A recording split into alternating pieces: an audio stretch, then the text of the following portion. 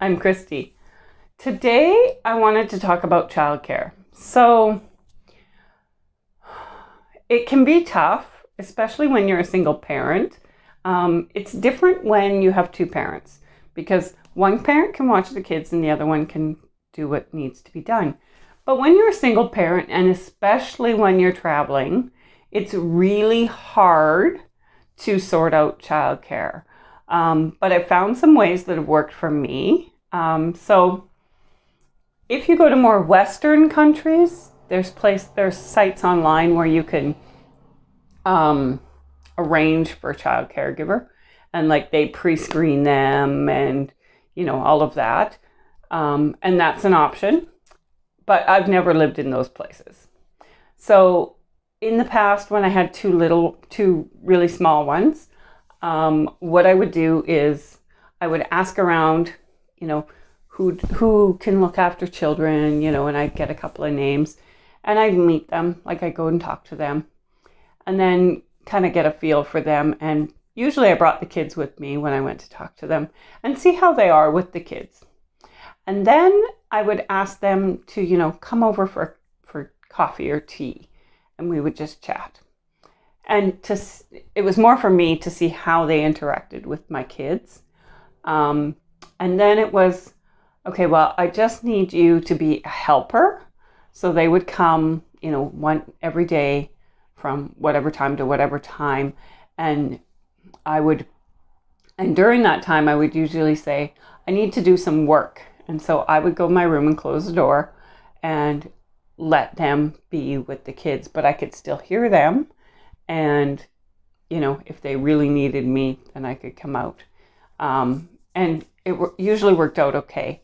And then it would come to the point where I would say, okay, I'm just going to slip out and I'm going to go to the store for whatever, makeup, something. And I would go and come back and then kind of be on the listen for, whatever. And so I did it kind of in slow increments until finally I would go for, an hour and then a little bit longer and a little bit longer. And it worked really well for me. So that worked well. There's so many ways of getting childcare.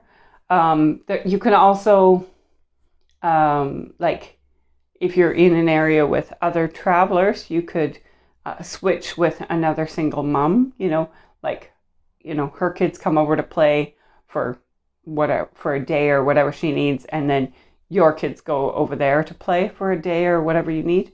The other thing that I've done is in the past, when my kids were really small and my older son was a little bit more difficult to handle with other people, I would work at night when they were sleeping, which wasn't very often because he didn't sleep very well, but I could get like an hour or two in here and then he'd be up, and then an hour or two here kind of thing. And that worked okay. But generally, yeah, you can you can really sort of figure out childcare as you go. There's also, in a lot of Latin countries especially, they start preschool at like 2. Like education is like a really important thing for them. And so you can pay for your child to go to like a preschool. And I did that when my son was 3 and I was pregnant with the youngest. So I just needed a break because I was tired because I was pregnant.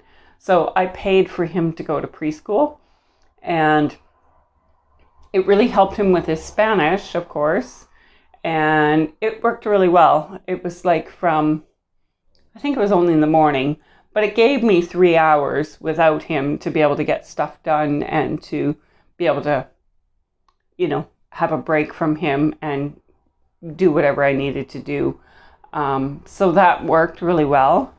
However, if you have like a work from home job that you have like specific times that you need to work, like some people need to be online from, I don't know, 9 to 5 or whatever the case may be, then you might want to look into maybe getting a nanny or something like that. So I've done that. I've gotten a nanny and then left the nanny at the house with the kids, and then I'll go like to an internet cafe or to a restaurant or whatever and do my work that I need to do. So there's ways to do it. You just have to think a little bit differently than you would in your home country where, you can put them in daycare.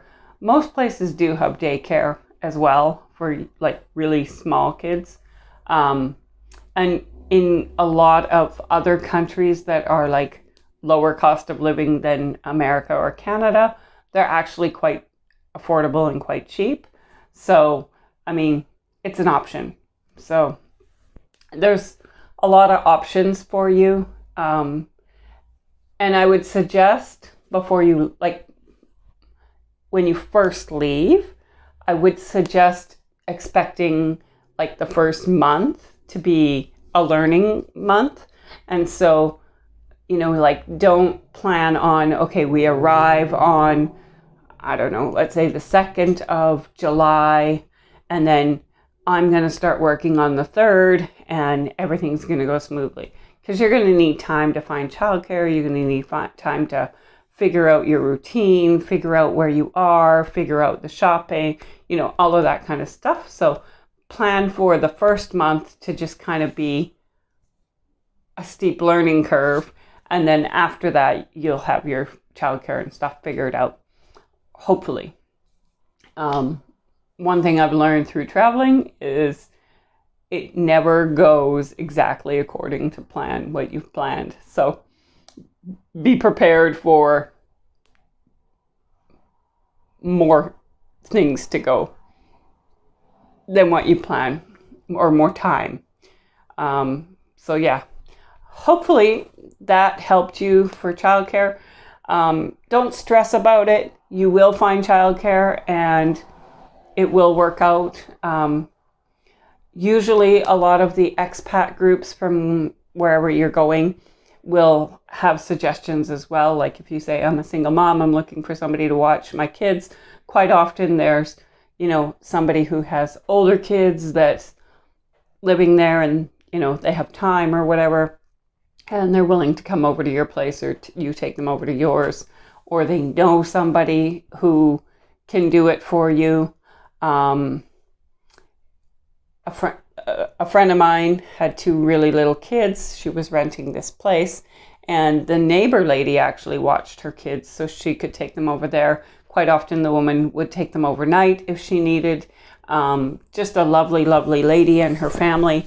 And so her kids just kind of really fit in with the family, and they really loved them, and it was just a great situation. So, you may find that, you may find daycare, but it will work out. So thanks for watching.